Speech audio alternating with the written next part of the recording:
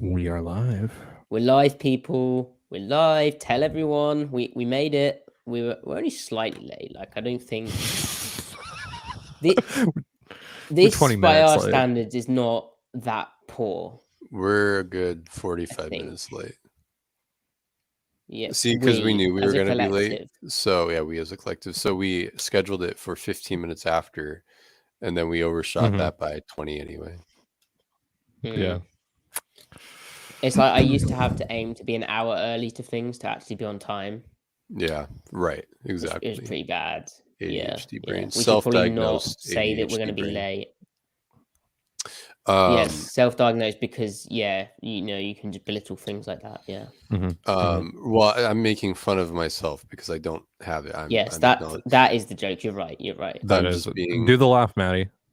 I don't just laugh on demand. It has to be funny. It's come on, do the thing, Maddie. Do the thing. Guys, while I was walking my dogs before we started recording, I saw a shooting star. And I see shooting stars every so often, but this one, the duration of which you could see it lasted the longest that I have personally ever witnessed, because I've seen probably 15 of them in my life. This one lasted a long time. You've seen 15 shooting stars in your life? Estimating probably up there, yeah. Maddie looks very skeptical. Well, remember, I live up on a mountain. Well, so like, humble flex. There aren't a lot of natural, like there isn't a lot of artificial light, so you can see the night sky better on a clear night. But anyway, I was thinking like, wow, that's really beautiful. That's like really, surreal, like we're really on a rock hurling through space, etc. But then I thought, well, what if one of these just crashed into Earth and killed all of us? And I thought how bad that would be. You didn't make a wish? You didn't wish to win the Super Bowl? I mean, he's seen 14 other shooting stars, so he's probably out of wishes at this point. I'm all wished out. But I had this thought of like, man, an apocalyptic meteor would be pretty bad. I don't know. I mean, not to speak for you guys. I mean, where are you at on an apocalyptic meteoroid? Because by the time it comes into Earth, it enters Earth atmosphere. It becomes. I think it would be meteor to meteoroid. It would be an Earth-shattering event, right? And then if it hits the Earth, it's a meteorite, right? Yeah, I'm like, the astronomer sect of our Seattle Overload podcast audience. Let us know in the comments what's the correct terminology for the apocalyptic meteor that kills all of us. To answer your question, Griff, I'm moderately against it, but if someone were to say, Jordan Brooks is bad at covering, then maybe I'd lean to moderately for the meteor or whatever we're calling it. We'll let the chat decide. Sure. Maddie, I didn't mean to force on you guys any opinion. I mean, believe what you want. I'm not trying to be partisan over it. I mean, there's lots of different arguments for either side, right? Like, I think, it's probably 50-50. That's not an answer, Maddie. What do you feel personally? Don't dodge the question. I answered. I'm not a coward. I'm not scared to compete. Some days I wake up and I'm like, you know what? I'd be all right with it. But then some days I'm like, maybe tomorrow. Maybe tomorrow. Yeah. Maybe I'd like to watch one more Seahawks game before that happens. Yeah. I would like to like if the meteor is going to hit, like I'd rather go out with a Seahawks win rather than a Seahawks loss. True. And I saw this nasty tweet earlier that Pete Carroll, as the New York Jets head coach, when he was 6-5 and he beat one Moon in 1994 in like a crazy. Moon went off, but threw, I think, 4 interceptions. And Pete beat him. But then that was his last win as Jets coach, and they finished the season 6-10, and he got fired. Can you imagine if the Seahawks from 6-3 finished 6-11? How much would you want the apocalyptic meteorite to strike? Oh, strongly at that point. Not moderately anymore, strongly. I felt bad juju from the tweet in question, actually. It was, what's the purpose of this? Yeah. What's the purpose of a lot of things? What's the purpose of all of this? There you go. Why are we all here right now on the Seattle Overload podcast? That is meteorite talk right now. Yeah. Okay, Griff, it's time for your question. Yeah, we have a question for you. You have a question for me? Yeah. Well, also Taylor in the comments of our last video had a question for you. Oh, okay. Wow, I Yeah. missed it. I feel bad. Big supporter, Taylor. We appreciate them. Yes, we love Taylor around here. Yeah, Okay, what's Ty, the are question? you going to pose the question? Oh, okay. Yeah, sure. I didn't know if it was me or you. So Probably last better night, coming from an American. Last night I asked Maddie what's his favorite sports movie. He said Moneyball. Funny enough, mine is also Moneyball. No, you shouldn't have told him that. I think you messed up. No, it's fine. We'll recover. He'll pick let's U-turn. Numbers. You know what? Let's U-turn. You didn't hear that. That. Griff, what is your favorite sports movie? Not knowing what we and why is it Moneyball picked as our favorite. Why is it Moneyball? What is my favorite? I'm trying to remember all the ones that I've seen. Oh wow, he's a connoisseur, Ty. Because a lot of them suck. A lot of them are bad movies. Yeah. I haven't watched that Adam Sandler one. Which one? Happy Gilmore? No, the basketball one, which no one knows the name of. Oh, yeah. The longest. No. That's football. That's football. The basketball man. I have an answer for you guys. Okay, go ahead. It's for sentimental reasons because I watched it a lot when I was younger and it had like resonance for me. Space Jam. It's no. I have two and they're tied. Okay. Sandlot. They're meat? Oh, okay, yeah. The Sandlot and then Rookie of the Year. Okay. Those two are tied. Oh no. Shoot. No, I'm mixing up the title. Rookie of the Year is the kid where he breaks his arm, not the one with what's his face, that famous actor. I'm not familiar with American children's films.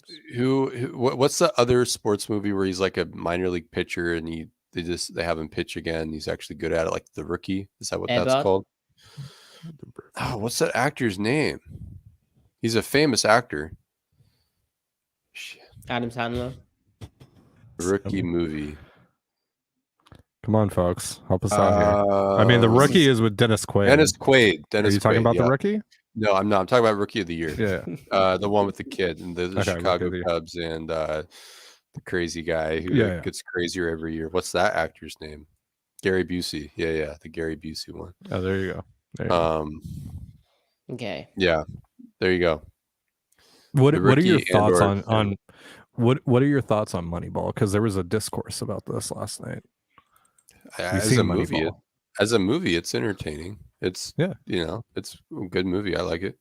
Yeah, they skip over some things, but I really like Moneyball. Yeah, it's a good movie. It's a good movie. Did you read the book? Yeah, I have. How does it? No, I haven't. But how does it compare to the book? Oh no, there's a lot that's left out. And I mean, like, there's a lot of like nerdy stuff too that's left out for, not to like overwhelm audiences. But yeah. That's what I thought the Big Short did a really good job of. Yeah. Explaining the nerdy stuff. But then that's not perhaps I'm sure there's a lot more to that as well. But anyway. Yeah. I'm a bit stupid. So you know what's not my favorite film?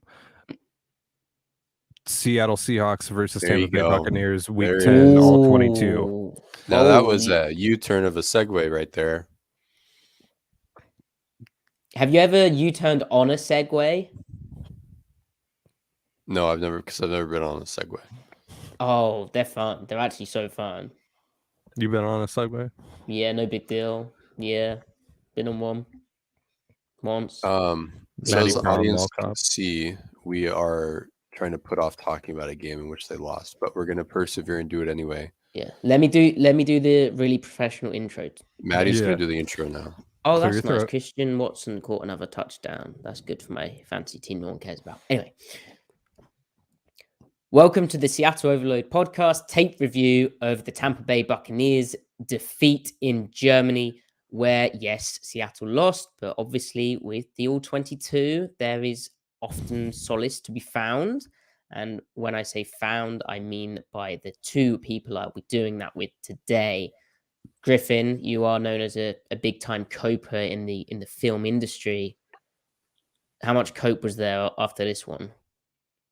See, what's funny is I don't even cope. I think it's the other people coping. I don't think I'm the coper. I feel like I'm very content and mentally strong, and I'm not needing to play psychological war games with myself. That's your De Niro. That's a good De Niro. That was actually a really good De Niro. Everyone's got literally a De Niro. That was like a deep fake De Niro all of a sudden. But so yeah, it was a really revealing game in that we were worried about this game coming in because we didn't want there to be a lapse, obviously, after 4 strong games in a row. And that's exactly what happened last year after they turned it around. They had 4 really good defensive games after, with crescendo with that Packers game. Then you had the Cardinals game after it. This had similar vibes, but there was a lot more, there was still a lot more connective tissue between the previous 4 games of this year that carried over into this game. And where they failed was in areas where in the run game, and we'll get into it big time, in the run game, it came down to them basically just not being prepared because the other team did stuff that they normally don't do. The stuff that they did do in the run game, they defended well. And then you could argue, well, they defended what they prepared for well. So from a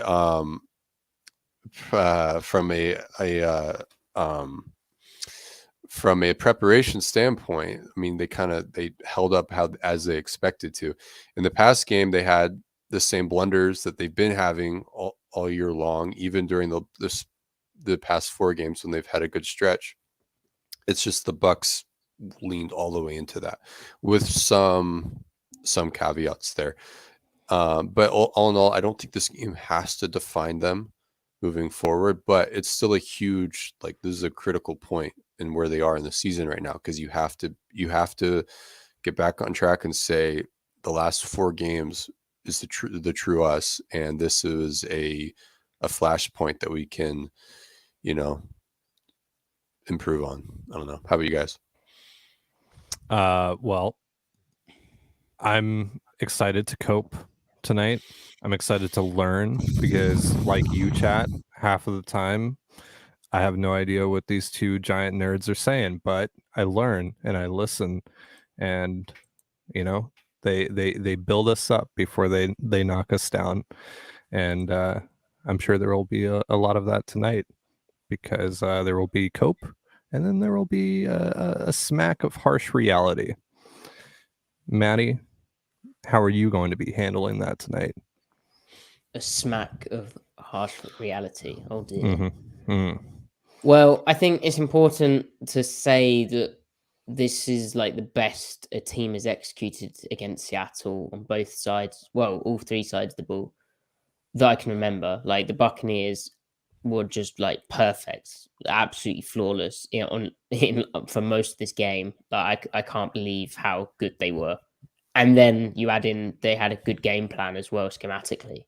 And you combine the 2 things, for Seattle to have a slight off day, it obviously was going to end in a loss. And then they only lost by 5 points. They only lost 21-16. So before we get into the nitty gritty, that is, it was pretty obvious that the Buccaneers played well live, and then even, watching back the broadcast copy. But again, on the All-22, that was apparent. The Buccaneers were just outstandingly good. And I think Pete Carroll himself as well, he mentioned, I always say himself after that. Pete Carroll, Pete Carroll himself, as opposed to deep fake Pete Carroll. Right. For rhetorical effect. Yes. Mm-hmm. Pete said how, the Buccaneers just basically were better, which, I mean, they were better. They were. Yeah. So, Griffin, the defense. Now, they gave up only 3 touchdowns, and really, if the offense had showed up a bit quicker, this could have been a bit different, especially with that weird offensive pass interference thing waved off. Where I mean, that should probably be a bigger story. But anyway, how?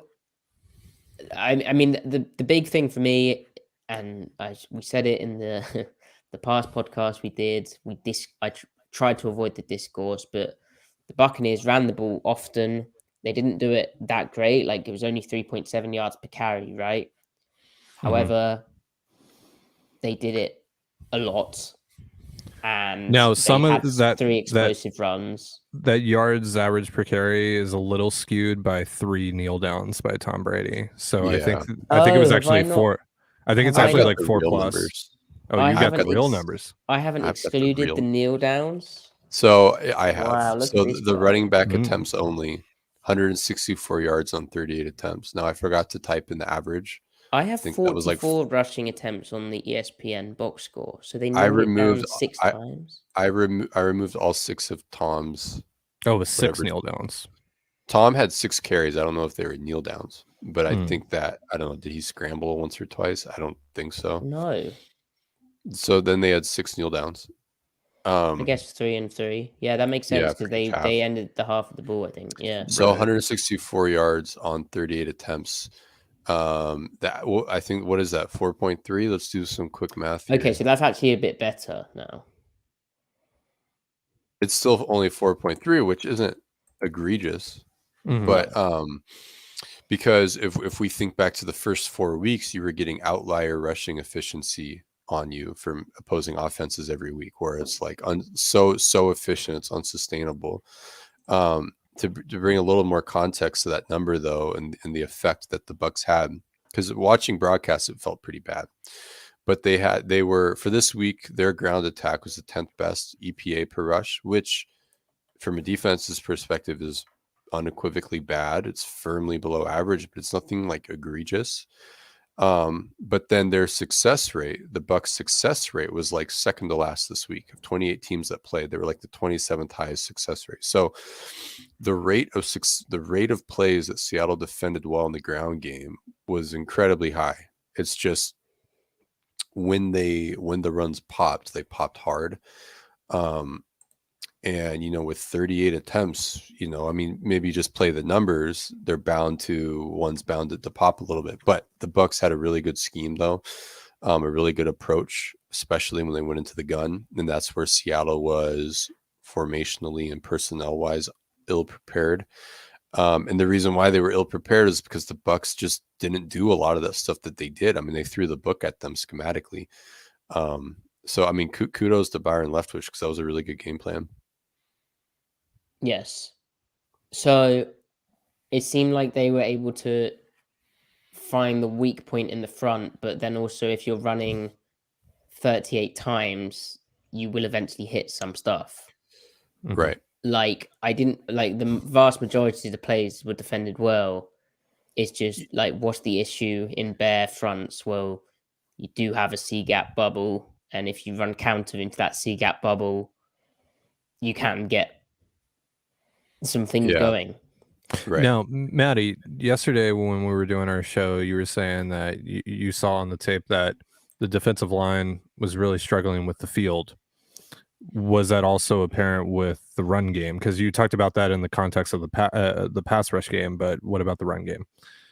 I mean, I don't think so. I think it's more to do with pass rush. I mean, maybe a tiny bit, but like they're also both playing on the same field. Now, did the Buccaneers have better cleats? Like maybe.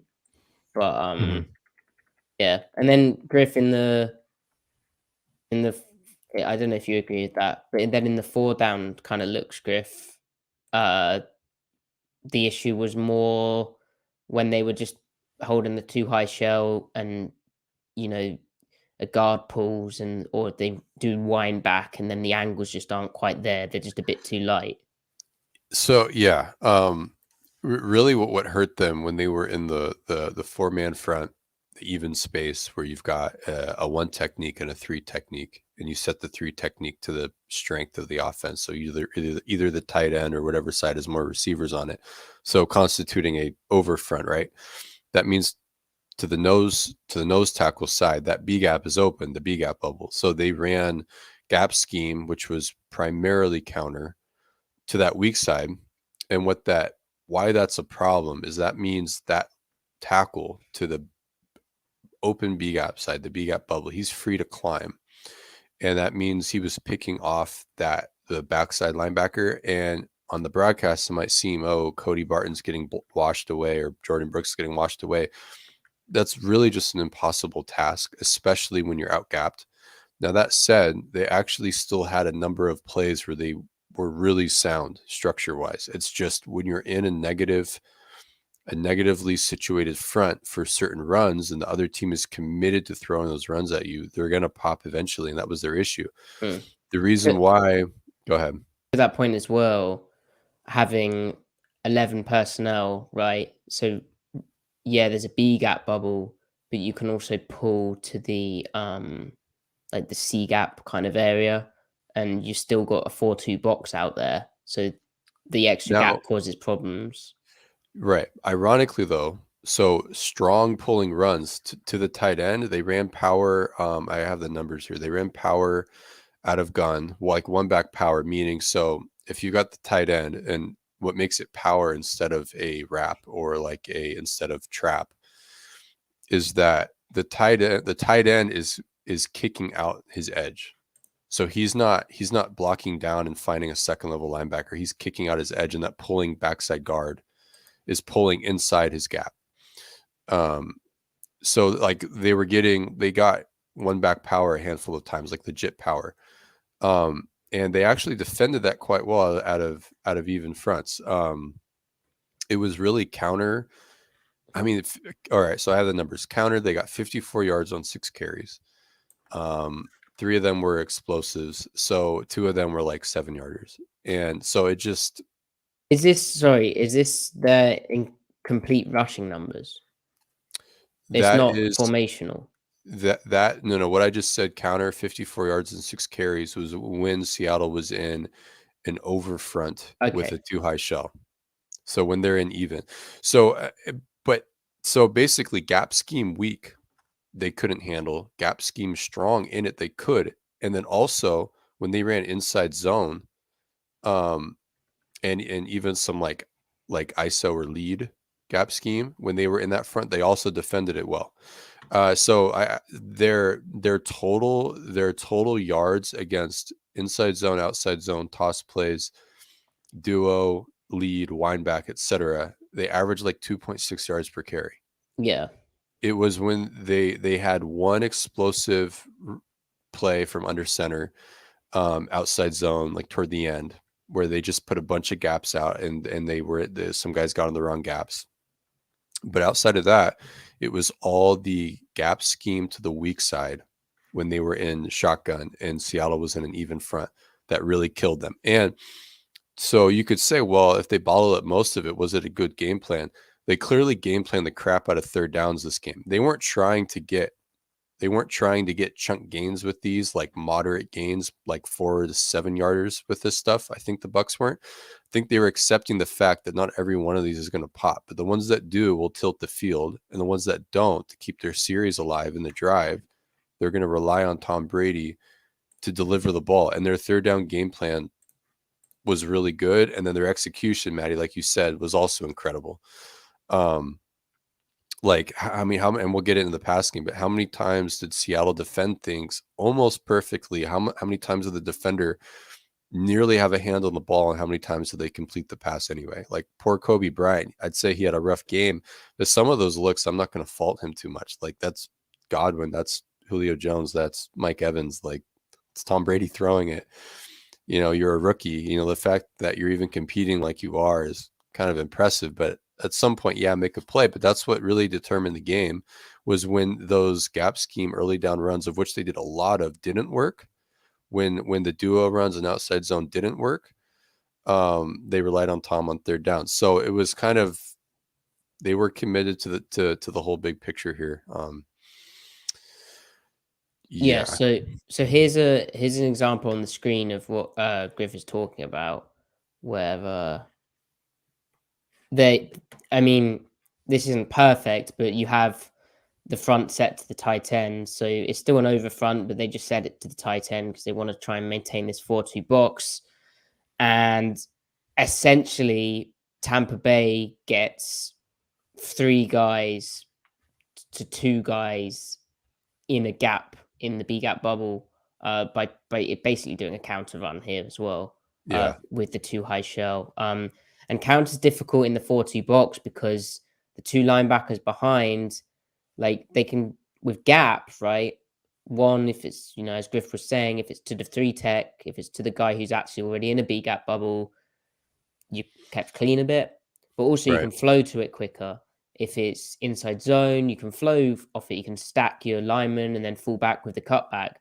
But counter, the misdirection element, and then there's the timing of it. And you can't really slow play when it's a 4-2 box, but counter kind of requires that. And so that's why that hits against gun. So is this the one where that left tackle? So the B gap bubble is the gap to the right of forward here. Yes. The left tackle is free to get to the second level. He's not looking at Bart. He's looking to pick off Brooks. Yes. And because the backside guard comes for Irvin, and then I don't know who gets Barton, but so I think Barton's free. Barton gets correct leverage. I think on this one, if I remember correctly, Irvin spills that guard pulling, that right guard pulling, like you said. Barton gets front side leverage on the tight end, who is the lead block. He gets outside leverage on it.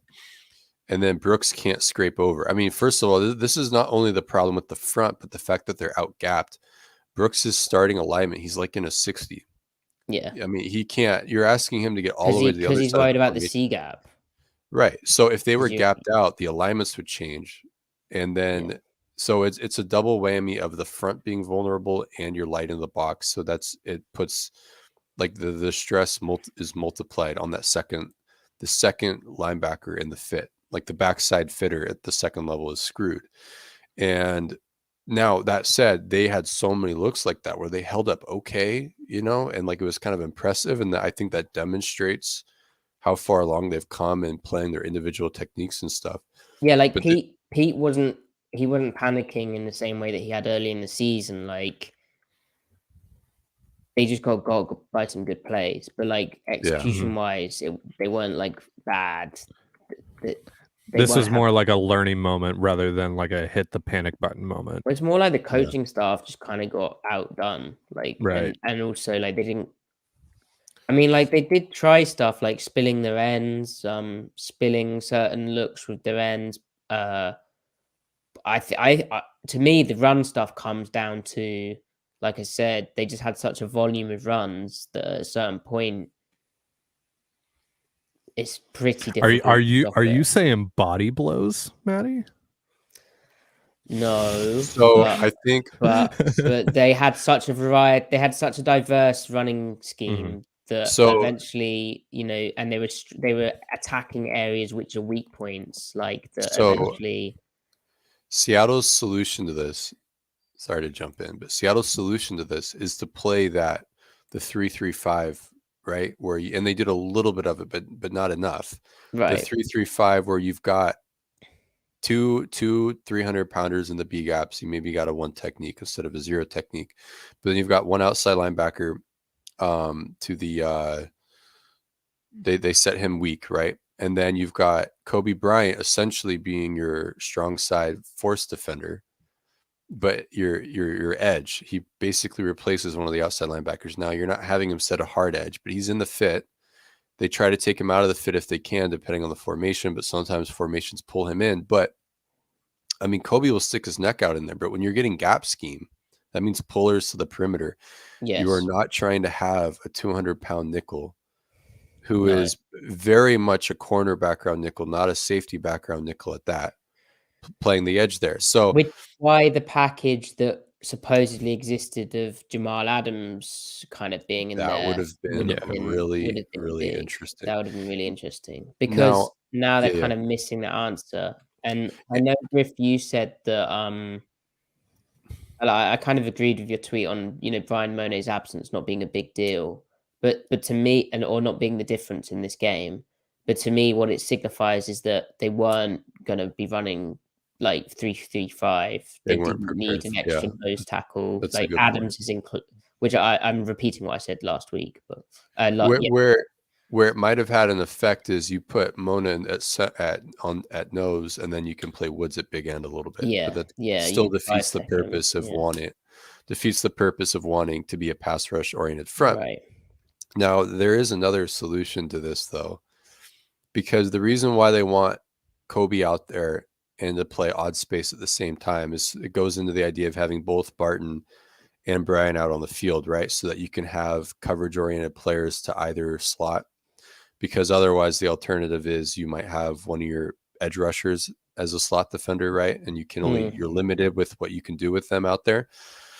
So an interesting solution to this is where you basically play Falcon last year, where Brooks is your second edge defender. And if he gets walked out, you live with it because that's Jordan Brooks. He can go carry a seam if you need to. And you become flexible there. And that means Cody's at Mike. And you can still close off the interior bubbles and Cody's free. You're not going to get contact on him. And that way you can keep Kobe Bryant protected, and he is locked to the side of where your fourth edge rusher is. Now, the problem is then you become predictable with who the fourth edge rusher is and who the seventh dropper is. So you'd have to switch it up a little bit where you drop that guy and rush Jordan. But what if you did it they like, won't do that. But what if you did it like mint, like literally mint style, and you then slanted the front while sending a linebacker as an off-ball linebacker as the fourth rusher, and then asked like a Nwosu or someone to do a bit more in the coverage if required. And that's where Taylor could really trying, be making his money to help alleviate the stress of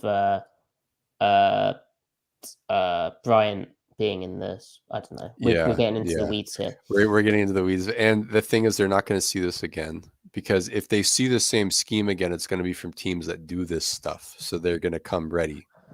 Yeah. And they're not going to be worried about the passing game. It's weird that Tampa Bay hadn't been doing this stuff, because it's like at the end of the day, when they're rolling, like this is what you think that they're good at, right? Yeah. I mean, that's Bruce Arians. He wants to duo you and pocket play action. That's all he wants to do. So when it comes to the run game. In this image, we can see how counter is an issue for their like base bear 5-2 kind of look, where you have they've been getting away with this for a few weeks, where they've been getting great play out of their 4-eye technique player, but running counter to the C-gap bubble, got a 29-yard run for Rashad White, where again the tight end can free release. He's not going for the front side inside linebacker. He's going for the backside inside linebacker. And so it all squeezes down on the line while there's a backside pulling guard coming out. And Irvin, Bruce it's great to spill him. Yeah, but, he's spilling. He's not boxing. Which, again, that was in middle field close. They were like trying to do stuff to help with counter, but it still didn't quite get it done. And then the fullback, he comes in on the counter path. Brooks turns him back. And then it's basically Ryan Neal who's holding a too high shell. And that's the one adjustment they could make. Just get your ass down in the box to make the crack back block harder. But Neal coming down, he got crack backed. And then Woolen had to crack replace. And there was just too much space between Woolen and what was actually Cody Barton. There was like basically the C gap where the run hit up and it went for 29 yards. Yeah. So, but again, I'm surprised they didn't do more counter, but like. Yeah. No, I agree, because they were getting everything they wanted out of it.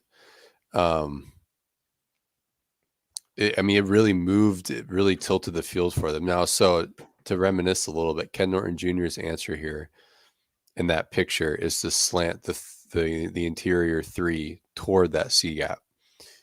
And then they did do a tiny bit of like movement and like a tiny bit of blitzing.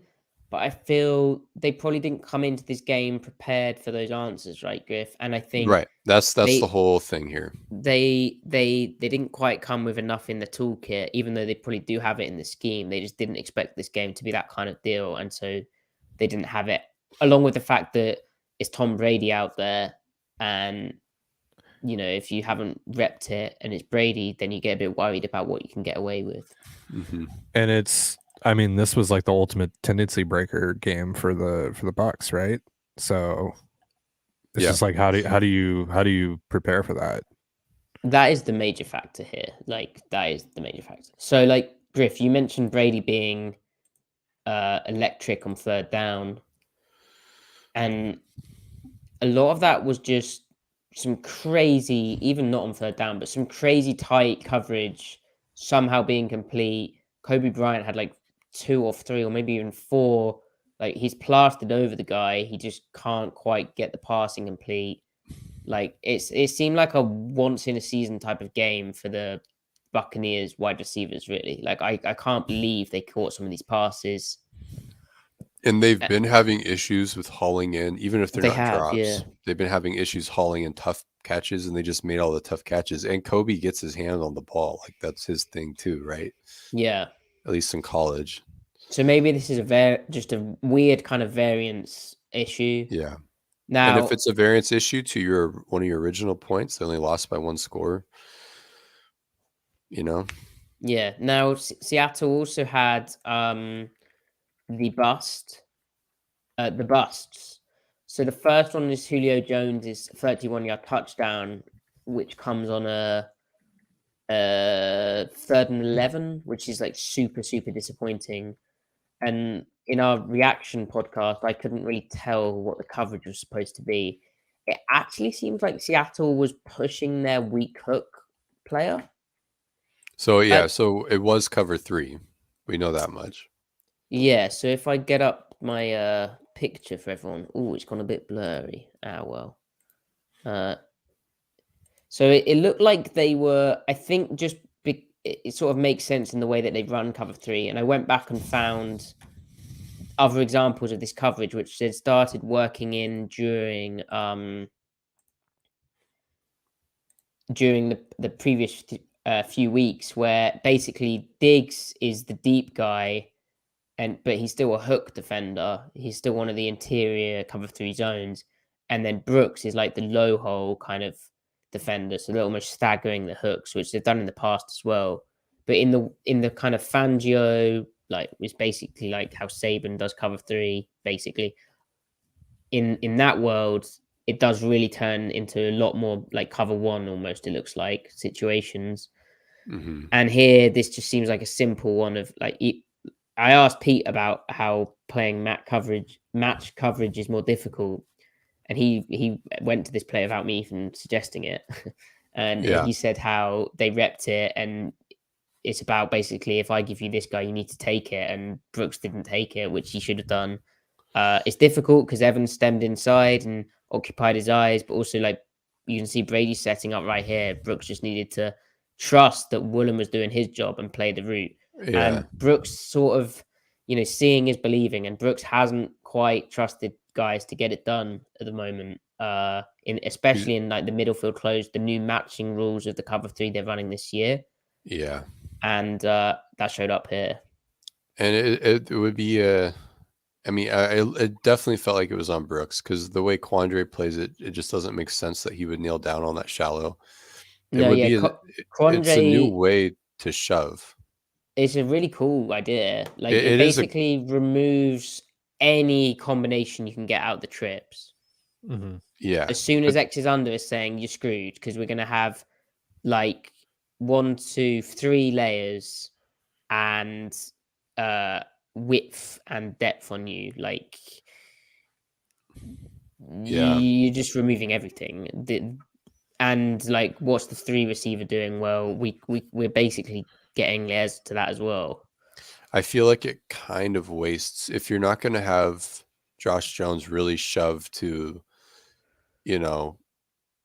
like, I mean, he's running true middle, right? I feel like it kind of wastes Diggs a little bit, because I guess, but then it's sort of like it's overplaying dagger, isn't it?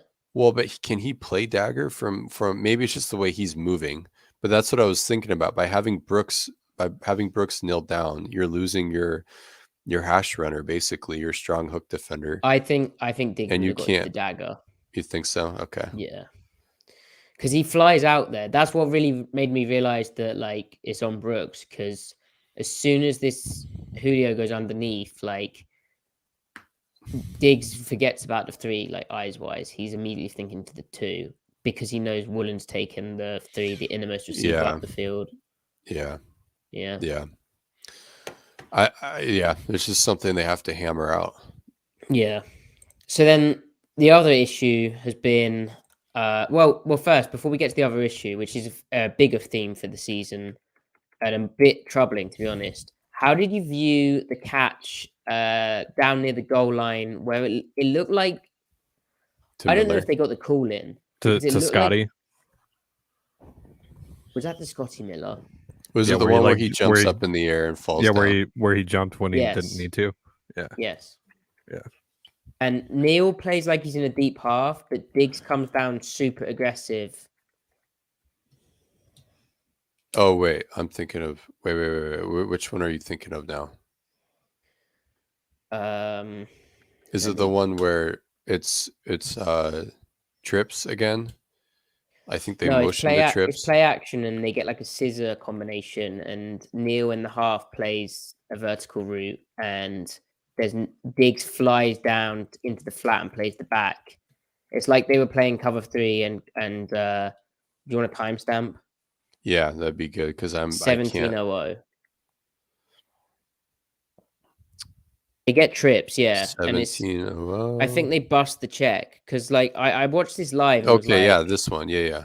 I don't know if this is a busted check, or to me it looked like aggressive. Maybe it could be like red zone quarter half, but that doesn't make sense.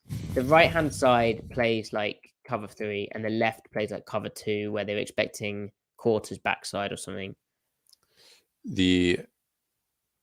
I just assumed it was cover 3, and Neal, he just stays kind of tight on 2 at first because he's trying Jackson plays like a cover 2 corner. Oh yeah, he does. And then he does. And then Neal turns around and he like stares at I think where Brooks ends up, like, what on earth, we're playing 2 different coverages here. So it looks like they're playing cover 2 to that side with Diggs never comes down that hard if he's not playing. He plays like he's the cover 3 guy, like a curl flat player coming down. Yeah, and then if it's clouded to that side though, why is Kobe acting like he's kind of a flat defender? Right. This doesn't make sense. So Kobe plays like a hook. Yeah. I assumed this was just busted cover 3, and I couldn't understand why Kobe was zoning. Yeah. I thought there's no reason to zone this particular cover 3 carry number 2. But you're right, Mike Jackson's clouded, and that makes Neal make way more sense. He's a cloud. Maybe Kobe could think he's a curl flat defender, and he might think it's covered. I think the right hand side just played 3. And then the left hand side, even Brooks plays more like 3, and so does Kobe. I get what you're saying. Kobe, yeah. It's not Kobe. Kobe, yeah. But yeah, Jackson and Neal play like halves, and they did change from 2x2 into trips, and so. But this seems like they're playing the wrong coverage.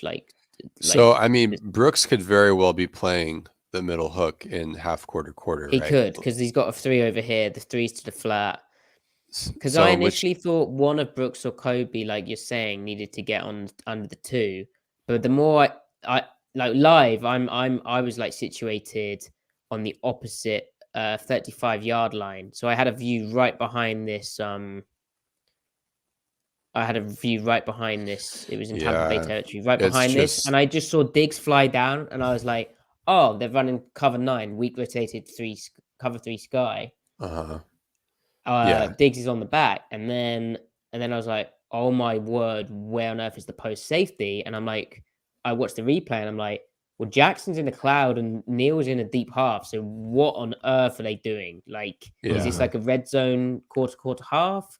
Like, to me, that seems too complicated. Because if it was a red zone quarter half, you'd match Kobe on the 2, or have Brooks actually just play in the high hop. Like, It just seems like a flat out we're playing two different coverages here. Maybe maybe Woolen and Diggs are an inverted, but that's what I wondered, but that doesn't seem right. It doesn't seem right at all. Either way, Kobe Bryant has to be wrong. Yeah, that has to be Kobe, right? Because like Brooks has to take because the we're assuming it's cover two to the boundary. But then Griff, if Kobe thinks it's still cover three, maybe he's treating this as the push thing, where it's the issue we'll get to, which is the fast three that Seattle's been having, because he might think that Brooks needs to take the new guy up the seam. By wrong, I mean if it is cover two to the boundary, then Kobe's wrong because he's playing it like it's cover three, and he had the call wrong itself. Right. So he's not playing the technique wrong for what he thinks the call is. He's playing the technique wrong because he doesn't know what the call is. Yeah. Anyway, so that was a really messy one, and that set up the Buccaneers' second touchdown, I think. Yeah. Yeah.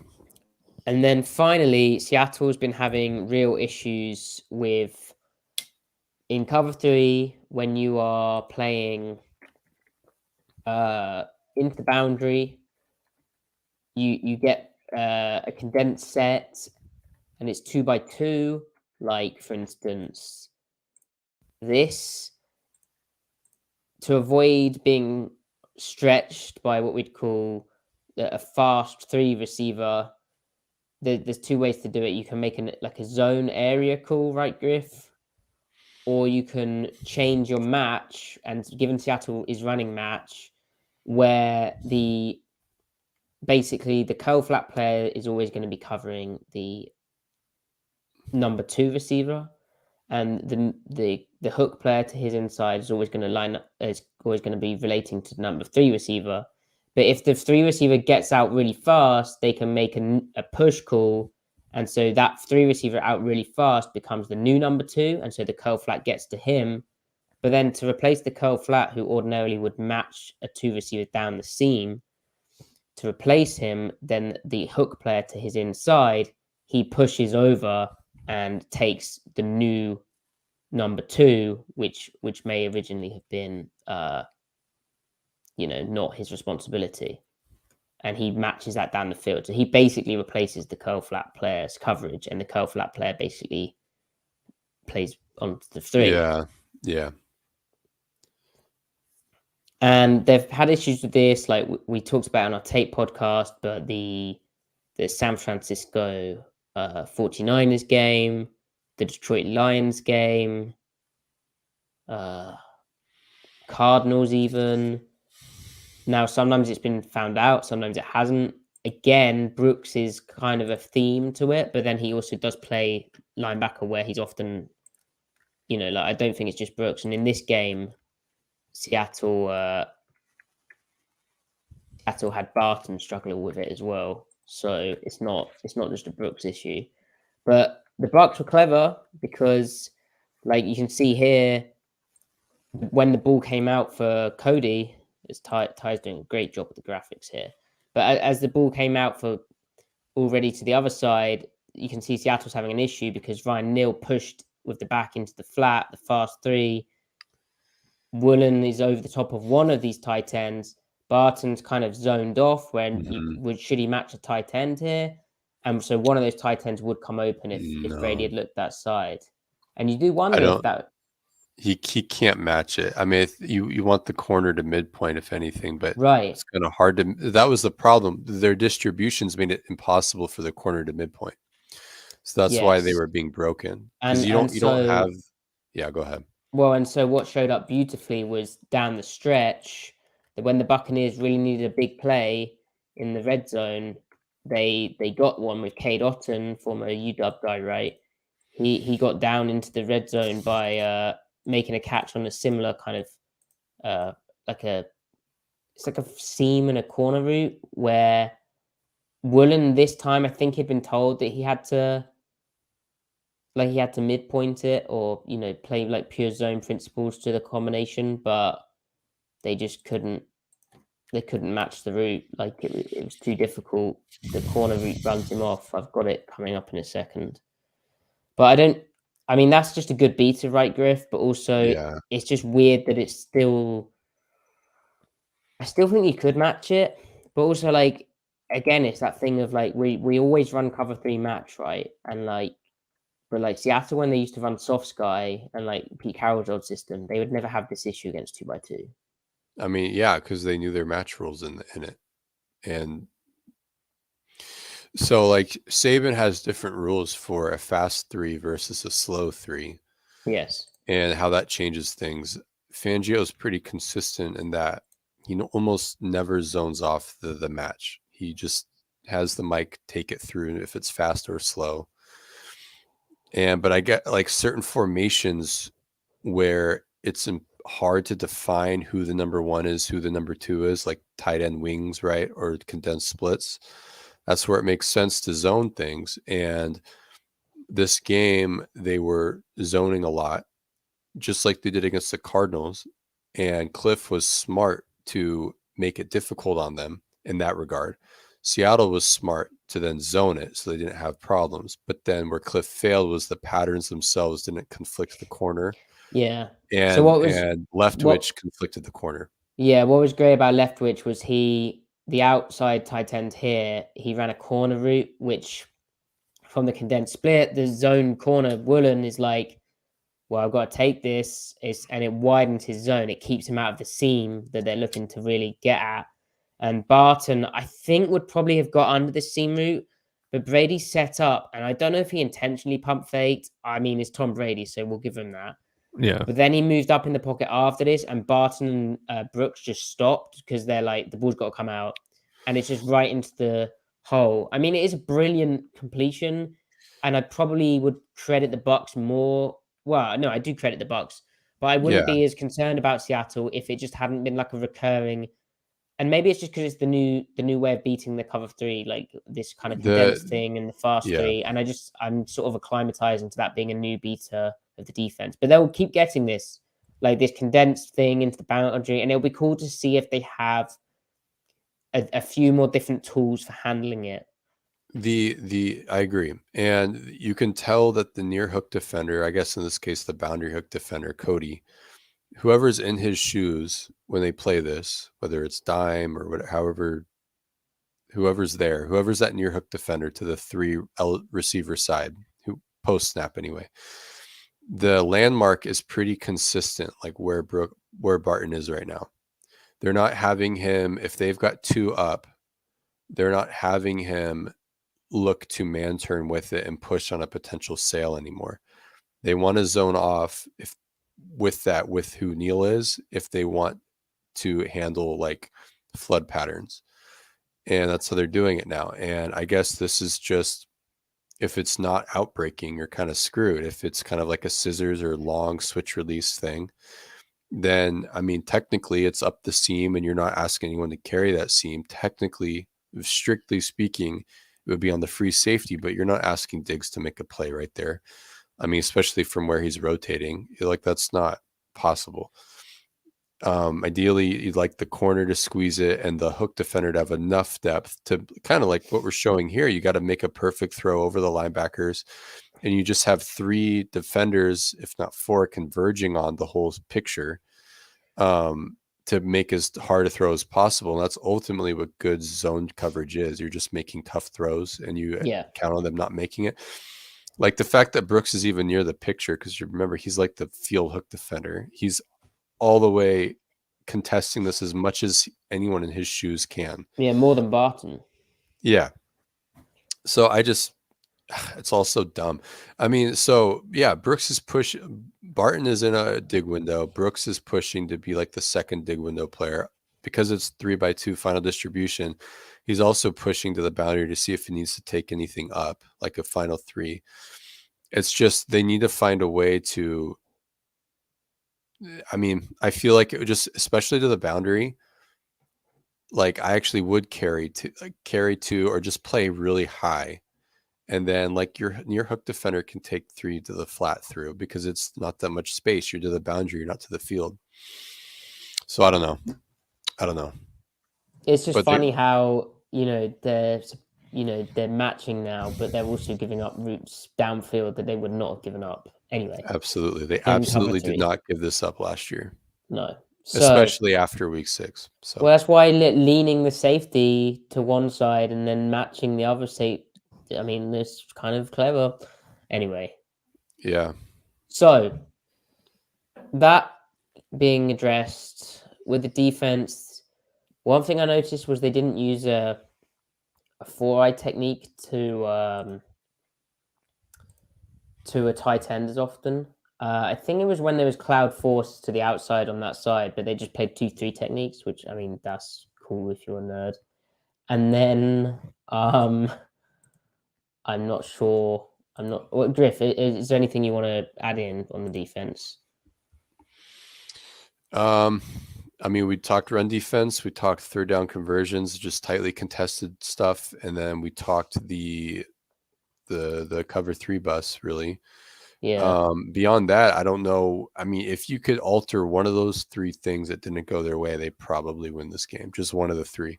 So I think that it's fixable, but the main concerning thing are the assignment bus. I think you just live and die by whatever happens regarding variance with the Kobe propositions. Like I'd take that coverage 8 times out of 10 and hope that you win 8 out of 10 times. I thought Kobe was actually really encouraging in the way he looked to cut off, like on the crossing routes, and like it's almost like the opposite of being stacked. He's almost stacking the receiver, taking a good angle on over routes and stuff like that. I thought Neal had a disappointing game in terms of helping him out at times as a layer, which, I mean, that's harsh. I know, but yeah. I think he could have been better. Now, I also thought Woolen had a bit of a welcome to the league match up with Mike Evans, where he tried his quick jam and Evans just like forklifted it out of the way. Like they were playing some bully ball on the outside, and I think Woolen got picked on a bit, and that would be good for him. It would be a good learning experience. Yeah. I wish we could have seen more of that Evans versus Woolen. Yeah, and then was that Goodwin on the back shoulder fade too? Godwin or Godwin, not Goodwin. Godwin. Right. Yeah, it was. Future and he's Seahawk, not, by the way. He's not the biggest guy, but he had a great game as well, and yeah, he had the great catch on 2nd and 9 to start their game-ending drive, where Seattle literally drops a bonus hook into him, bashes him up. Then Kobe gets hands on him, and Brady somehow recovers and fits it in the window. It's nuts. They're just nuts. They just had a great game, and so don't panic about the defense. Game. They had to win. Well, they didn't have to win because they're somehow first place in the NFC South, despite being 5-5. But like that was a huge win for them. And yeah. Good for them. There we go. So that's a tie. Defense. Any questions? No, I don't have any questions. You guys answered all of my questions. I learned a lot today. That was great. There we go. Did you guys on the chat learn a lot? Because I did. So the only question I have is when we're going to start talking about the offense. Oh snap! Now who's now good? Right. That sounds good to me. Yeah. Okay, there we go. Geno Smith is cracked. Let's start there. Yeah, he's really good. Yeah. He's really good. Crazy, good efficiency, crazy success rate this game. They didn't have enough drives in the first half because their first couple of drives were really poor. They had a good drive to end the half, but they just didn't have very many of them. And even on that unfortunate fumble, they were moving the ball really well that drive too. And I liked how Pete said, like, we don't need to call those plays really. Like, we really don't need to. It's a nice play. Like stick draw is a great play to have. It's like, but it only looks great when it works. I wouldn't do it on a short field unless you're like inside the 5.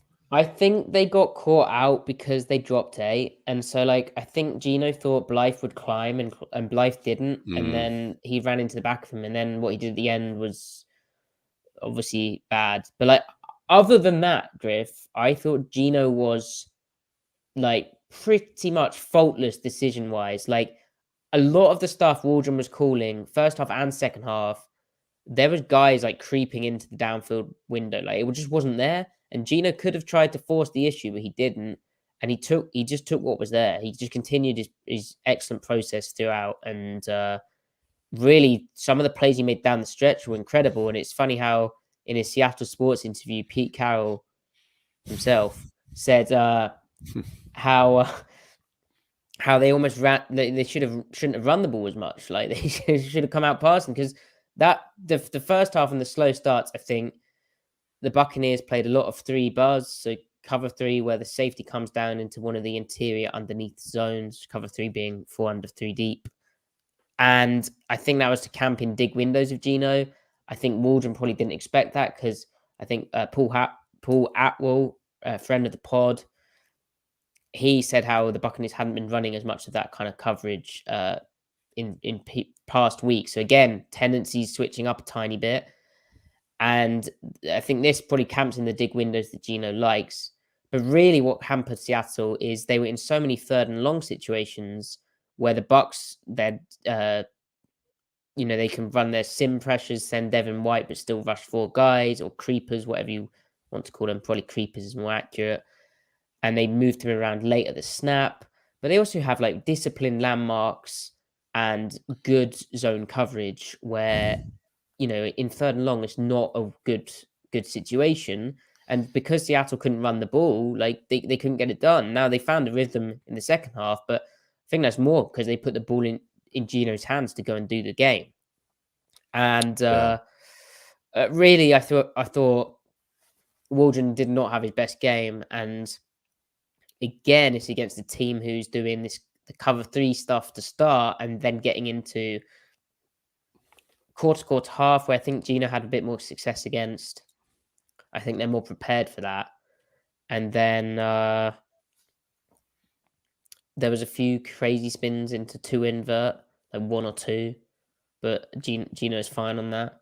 I don't know, really. Like it's an odd game from the offense, but I don't. But the good news is, like, it wasn't really on Geno. Like I actually came away again really impressed with Geno's decision making, other than his fumble, which obviously that was just a what the heck moment. But then, like, what's big for me is in that last drive, he comes back and he's it's a shame we didn't get another drive, because that could have been an MVP moment. But like, he's galloping through the pocket and he's making it out the pocket. He's throwing to a spot on 4th down and finding Tyler Lockett. He's finding Marquise Goodwin at the back of the end zone in the corner. Like, he's accurate. He's making the right decision. Like, when he gallops out the pocket, it's not open downfield. Like, he didn't have the concept. Yeah. Like, he knows when to take the concept and when not to. He's everything is like bang, bang, bang.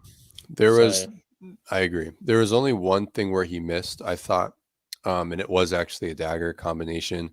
The pocket moved a little bit and he looked to reset and he could have fired it out. It was he had DK on the dig, and it was a couple of plays preceding what quarter was this? The Goodwin touchdown. It would have been 4th quarter, right? Maybe late 3rd, but it was on the drive of the Goodwin touchdown. I think another reason why a lot of those dig windows aren't popping, although this one kind of did. If he fired it, though, the guy matching the number 2, because it was trips dagger, outside dagger. So DK was the number 1. The guy matching number 2, he still had eyes on the quarterback, so he could have maybe clamped down on the dig if he saw Geno about ready to throw.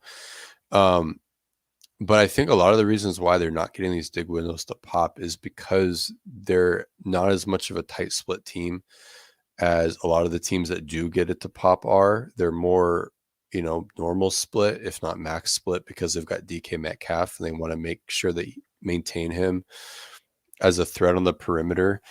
And a lot of the reasons why all this stuff works is because of the tight splits. And, it's easier to clear the hook defenders, the curl defenders horizontally, because they literally start closer to them. Yeah. And so they're almost like kind on of that running on that DK play you speak about, Griff. I see what you're saying now. That is the play gallop from the pocket, but because of the wide split, like when he's like, let me share my screen. When Geno's back footed hit, like DK's only just getting out his cut because the splits are wider. Yeah. So it's an instance of no, like I do worry about 23 if he maybe saw DK ready to load up because maybe he trusts the Yeah, post you don't know what safety. this guy's doing because it's a weird spin. It's like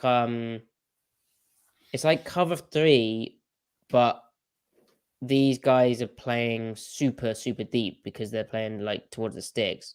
But yeah, if you condense the split up, he throws it. But because it's from the wide split, It's wide you don't open. know really what this guy's doing. He's already had his back foot hit and he's hitching up, and Yeah. Sri Lanka's starting to really power through and constrict this. So he ends up taking off and running for it. Yeah. Now, what was cool on the wide split note is that from gun earlier in the game, they actually ran split zone with the jet drift. Like I think on the Oh first yes, or second drift. that was one of And my. Gino threw that off his back hip with a rusher in his face, and he like floated it so that the timing still worked. Like he purposely didn't put a lot of velocity on it so that he could put it in a spot because DK wasn't even out of his break yet. It was just perfect quarterbacking. I mean, literally perfect. But that's an over the middle concept ran from normal split that is going to hit just inside the number. It's not going to, like, this offense isn't quite, they're running a lot of the same plays, but the splits are changing where the ball is landing. But that was a wild play. And that's just Gino's timing in this game was absurd. If we think to that 1 4th down conversion to Tyler, where it's almost like that deep snag real quick, what I loved combination again. real quick before we get to that, what I loved about that was it came after a jet sweep to a Walker, and then they do the jet action with Goodwin. They fake the handoff, the split zone handoff, as you said, and then they fire it to DK. And I think against the press bail corner as well, which again, that's like big trust to throw that in, but you can see that all the space available inside the corner on cover 3, and here's Goodwin on the jet, and here's the fake gun handoff. Yeah. I'd never seen that out of gun with jet and split action as well. The 49ers will run it, but from a slot formation to the slot. Nice. And of course, because it's Jimmy, and that's the only reason why. Makes sense. Yeah. But so this further snag. Well, here really quick before we jump into that one, but this just kind of speaks into on the topic of tendency. Probably because Walker, he has background with shotgun, not as much under center. But talking about tendency, they're now running a lot of stuff out of gun again, like gun running. That means gun play action is becoming more diverse. So they're just same plays, different formations, right?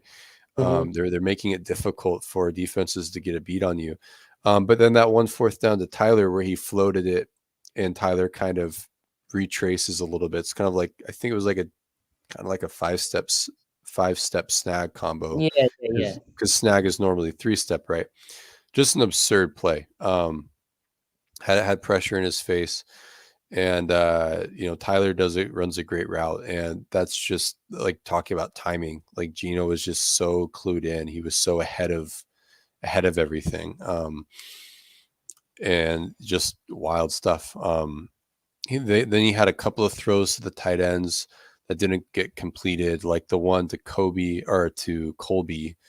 Colby couldn't quite get his feet in. I think he might have caught it though. That was what I was talking about. Gino making a great decision as well, because. Yeah. Actually, there's 2 Colby plays where it was almost complete and it wasn't quite.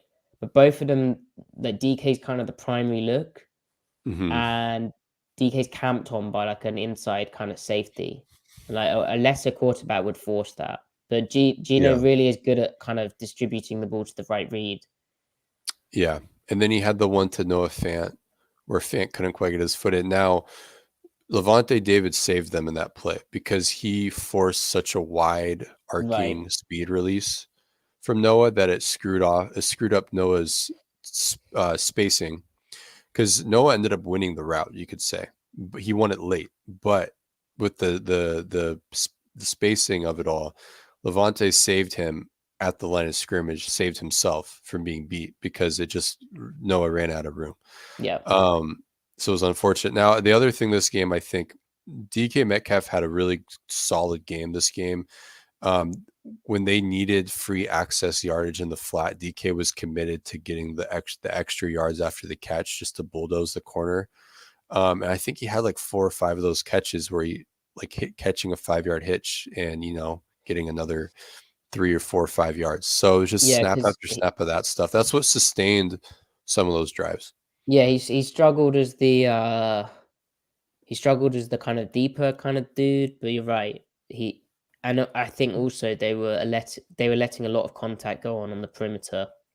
Yeah. Which, like, I mean, DK was unhappy about, but it was just him committing to play. So, it but was yeah, just DK committing to, like, all right, I got to take on this. He ran some guys over, and yeah, it was very important.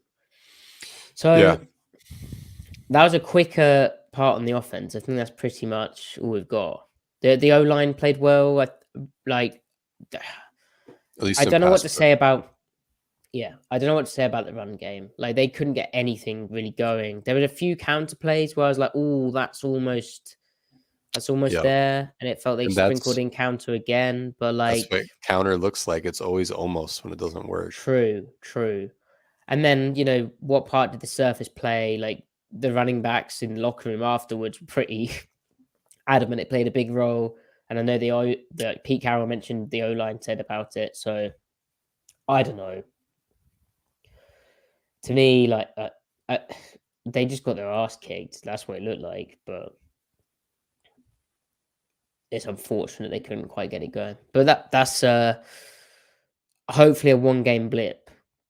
It will be interesting to see if that continues. Obviously, I don't think the Raiders have that good of run defense. So yeah, it'd be nice to see them just run over a team. Like, get the churn out the 4 to 6 yarders. Can we just have one game where it's that, you know? Yeah. But yeah. So there we go. That's us overloaded on the tape, I think, Griff. Yeah. Right. And we don't have a game to preview. We don't have a game to preview next week, because it's for the American audience. As you guys know, we've got the Thanksgiving week next week. So what are we doing next week? What's Thanksgiving, Griff? Thanksgiving is a grotesquely American holiday. Grotesque. Where we kind of pretend like we're honoring our the thematic foundation of our country while simultaneously ignoring all the atrocities. So, right. But there's some, I think if we want to be wholesome about it, it's about embracing family, spending time with family. So there's something good there. Okay, that's good. Yeah, lovely. Yeah. Well, I hope you all have a good Thanksgiving. We'll be back next Monday, which is before Thanksgiving. Yeah, so we're gonna do we're obviously not doing a recap episode because there isn't a game to recap. So we're gonna do a episode on Monday where we're gonna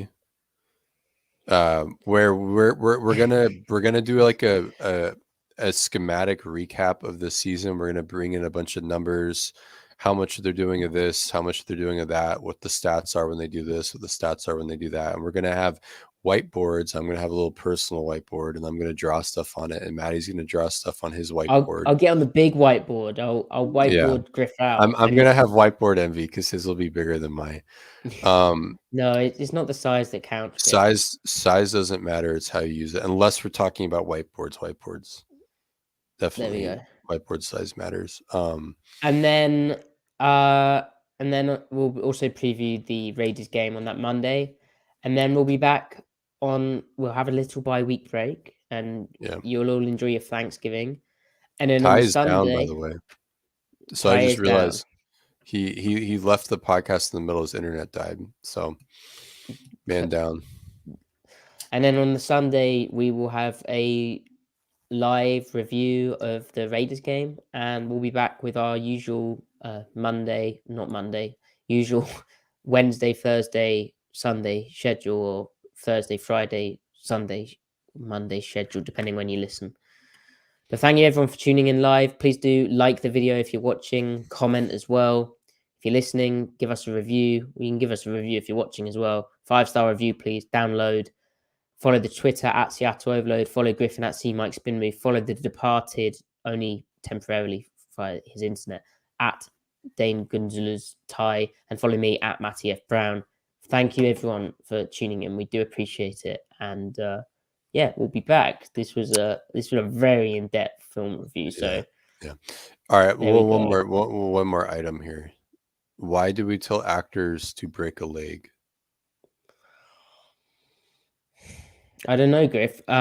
Is it something like an old school really good actor broke his leg on a set and then won an Oscar or something? Is that what happened? Like, and then it was like, oh, that must be good luck to break a leg, so everyone should go break a leg. Are you ready? Yeah. Because every play has a cast.